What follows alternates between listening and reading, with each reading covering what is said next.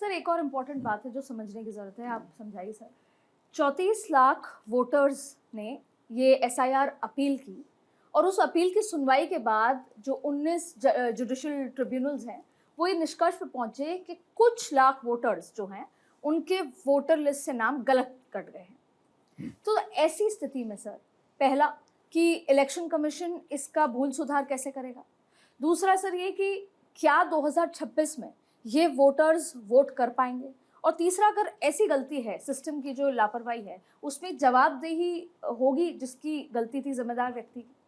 देखो, ये तो हार्ड फैक्ट है, ग्राउंड रियलिटी है कि लाखों लोग, जिसमें कम से कम आप मोटे तौर पर 34 लाख तो मान ही लीजिए, ज़्यादा नहीं भी है तो 27 और 7 जो बाद में जुड़े हैं, जिनकी अपीलें पेंडिंग हैं, तो ये माने अपन कि जिन 34 साल लोगों की अपीलें पेंडिंग हैं ट्रिब्यूनल के सामने, आज ट्रिब्यूनल जो डिसाइड कर रहा है, तो उनके सामने तो गंभीर प्रश्न ये है कि वो मतदान के अधिकार से वंचित रह गए हैं।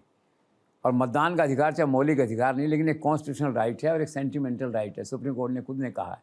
तो गंभीर चिंता का विषय ये है कि चाहे गलती किसी की भी थी, सेंटर की थी, आयोग की थी, राज्य सरकार की थी, एजेंसीज की थी, सिस्टम की थी, लेकिन at the end of the day जो है ना, कम से कम 34 लाख लोग जिनकी अपील आज है, हो सकता है कुछ और अपीलें आगे आने वाले दिनों में हों, तो ये 34 या 34 प्लस फ्यूचर अपील्स, ये जो लोग हैं, ये तो वोट देने से वंचित रह गए।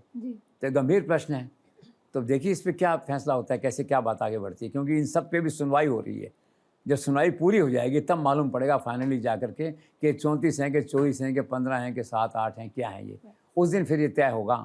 अब तो जुडिशरी तय करेगी, सुप्रीम कोर्ट ही तय करेगा कि ये जो वंचित रह गए हैं लोग, किसी भी कारण से मतदान अधिकार का उपयोग नहीं कर सके हैं, तो क्या 2026 के चुनाव का इनका मतदान का अधिकार फ्रीज हो गया है, या कोई रास्ता ऐसा है कि इनको फिर से मतदान का अधिकार दिया जाए।